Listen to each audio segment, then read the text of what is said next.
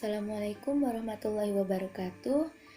Perkenalkan, saya Mita Evnina Bella, mahasiswa kedokteran Universitas Tanjung Pura, angkatan 2017 semester 7. Pada kesempatan kali ini, saya akan menjelaskan mengenai personal assessment diri saya dan langkah-langkah yang kira-kira akan saya tempuh dalam karir kedokteran ini. Hal pertama yang perlu dinilai yaitu personal value. Untuk personal value, apa yang saya inginkan atau apa yang saya anggap penting ketika kelak saya menjadi dokter. Saya ingin memiliki quality time dengan keluarga. Saya ingin bahwa ketika saya bekerja, saya tidak seperti robot yang kerja non-stop. Dulu saya sempat kepikiran bahwa saya ingin menjadi dokter tentara karena anggapan saya dokter tentara itu keren, seorang prajurit, seorang pejuang yang tangguh, yang mengabdikan dirinya untuk masyarakat. Namun seiring berjalannya waktu, saya banyak berdiskusi juga dengan orang-orang bahwa ketika menjadi seorang dokter tentara itu banyak sekali pengorbanannya. Ketika ia ditugaskan ke daerah-daerah, ketika menjadi dokter tentara tidak banyak waktu yang tersisa untuk keluarga. Nah, dengan kemarin di kuliah, jadi pandangan saya terbuka bahwa sekarang nih untuk menjadi seorang dokter itu tidak hanya mencari uang sebanyak-banyaknya, ada life dan kerja itu seimbang. Jadi untuk ke dokter tentara saya menyingkirkannya sehubung dengan tanggung jawab saya nanti kelak saya akan menjadi ibu, dan tanggung jawab saya kelak kepada keluarga dan kepada orang tua saya ingin berbakti ketika saya sudah menjadi dokter, sehingga perlu waktu untuk bersama dengan orang-orang yang saya cintai. Menjadi dokter yang salah satu juga itu pasti adalah uang gitu ya. Tidak bisa dipungkiri bahwa itu kan memang aset atau hal mendasar bagi kehidupan setiap manusia. Saya juga harus memenuhi kebutuhan kehidupan keluarga, dan saya ingin ketika saya menjadi dokter, saya ingin memberikan kenyamanan dan kelayakan bagi orang tua saya yang sudah berjuang. Jadi meskipun uang bukan sumber kebahagiaan, namun saya ingin memastikan hidup yang layak bagi orang tua saya, sehingga mereka tidak perlu lagi berpikiran berusaha keras untuk menghasilkan uang, karena sampai sekarang atas perjuangan mereka memang saya dapat kuliah kedokteran dari keringat mereka. Jadi ketika saya ingin menjadi dokter, saya ingin menghasilkan uang yang banyak.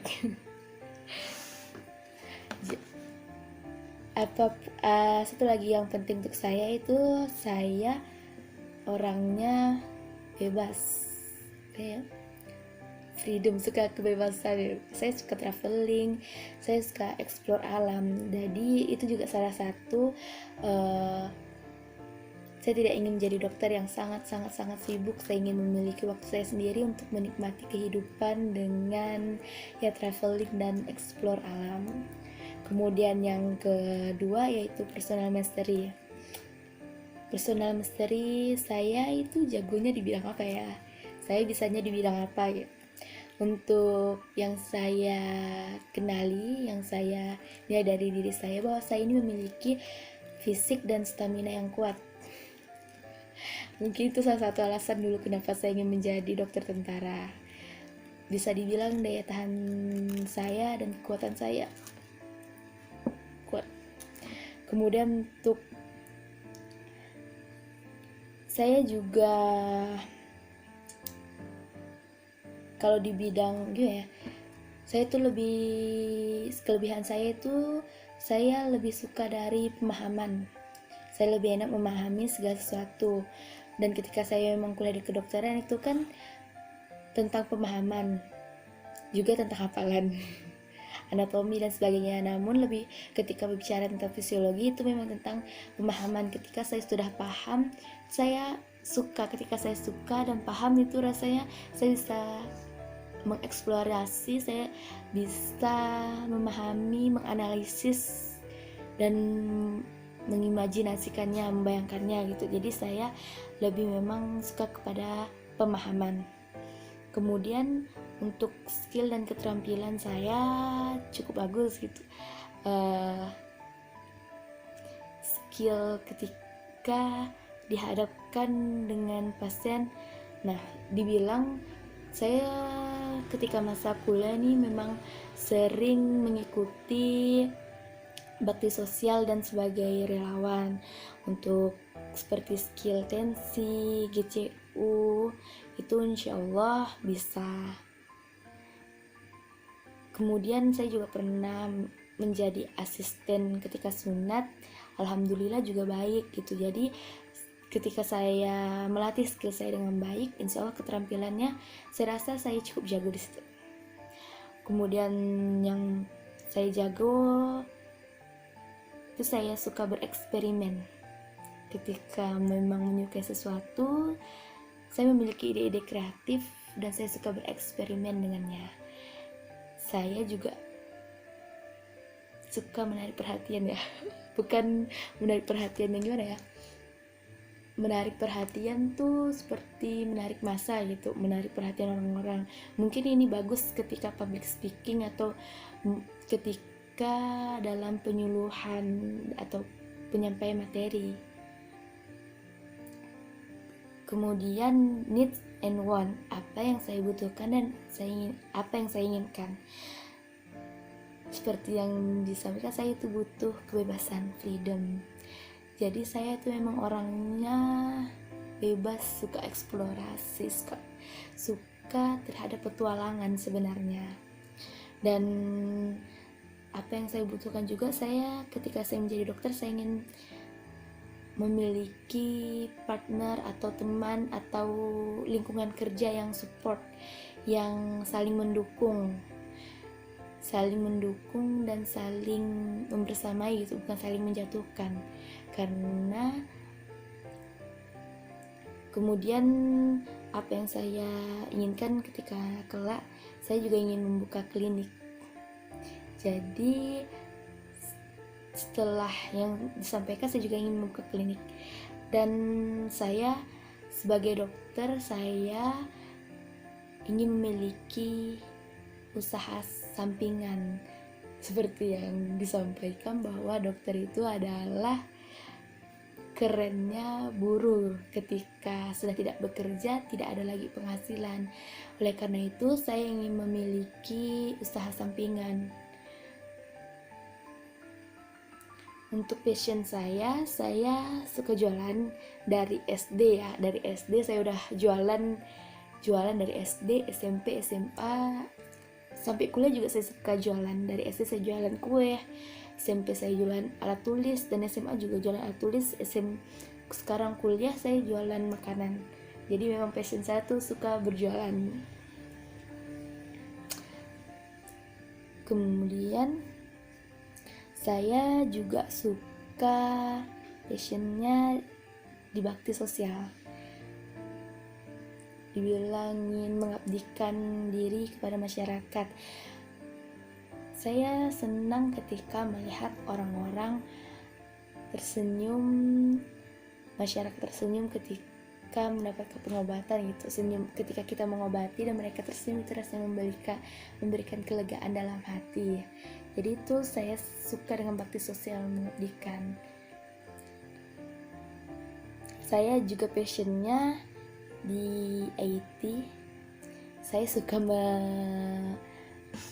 membongkar pasang. Saya suka merakit gitu. Dulu saya SMA, mau masuk SMA, saya pernah berpikiran untuk masuk jurusan informatika karena alasan saya suka merakit-rakit itu.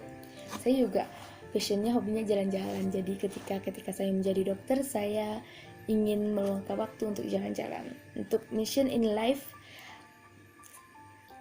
saya, apa yang saya percayai, saya ingin menjadi orang yang bermanfaat kepada orang, memberikan sebanyak-banyaknya manfaat kepada orang lain.